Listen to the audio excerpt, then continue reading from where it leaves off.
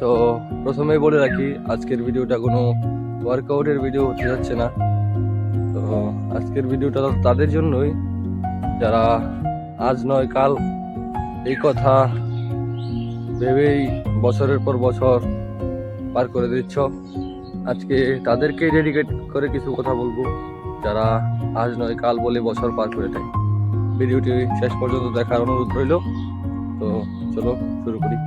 আজ আমি তোমাকে একটা প্রশ্ন করতে চাই, তুমি কি সত্যি নিজের জীবনটাকে বদলাতে চাও, নাকি শুধু ভিডিও দেখে কথা শুনে আবার আগের জায়গায় ফিরে যাও? শোনো, তোমার হাতে দুইটা রাস্তা আছে। একটি সহজ, যেটা অজুহাতের রাস্তা, আর একটি কঠিন, যেটা হলো ডিসিপ্লিনের রাস্তা। বেশিরভাগ মানুষ সহজটাকেই বেছে নেয়। জিম নেই, সময় নেই, এনার্জি নেই, আজ না কাল থেকে। কিন্তু আমি আজ তোমাকে বলছি, নো জিম নো এক্সকিউজ। তোমার শরীরটাই জিম, তোমার মনের শক্তিটাই সবচেয়ে বড় ইকুইপমেন্ট। আজ যদি তুমি 10টা পুশ আপ মারতে পারো, এটাই তোমার জন্য যথেষ্ট। আজ যদি তুমি 5 মিনিট ঘাম ঝরাও, এটাই তোমার জয়ের শুরু। সমস্যা এটা না যে তুমি পারো না, সমস্যা হলো তুমি নিয়মিত নও।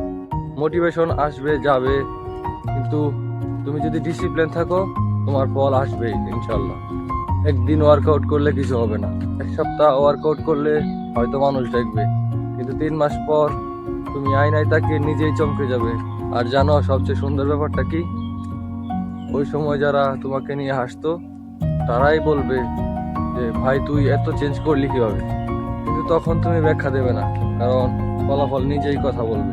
শোনো ভাই, তুমি গরিব হয়ে জন্মাতে পারো, কিন্তু দুর্বল হয়ে মরার কোনো মূল্য নেই। তুমি যদি নিজের শরীরকে কন্ট্রোল করতে না পারো, তাহলে জীবনের অন্য কোনো কিছুই কন্ট্রোল করতে পারবে না। আজ থেকেই শুরু করো, কাল না, আগামী সপ্তাহ না, আজ, এখন, এই মুহূর্তে। তো মোবাইল নামাও, মেঝেতে নামাও, নিজের জন্য 5 মিনিট সময় দাও। পরিশ্রম করো, চুপচাপ করো, কিন্তু নিয়মিত করো। আর একদিন তোমার গল্পটাই অন্য কারো মোটিভেশন হবে। যদি তুমি আজও এই কথাগুলো শুনে চুপ করে বসে থাকো, তাহলে সমস্যা জিমে না, সমস্যা তোমার সিদ্ধান্তে। তাই আমি বলি, নো জিম নো এক্সকিউজ। তুমিও নিজেকে প্রমাণ করো।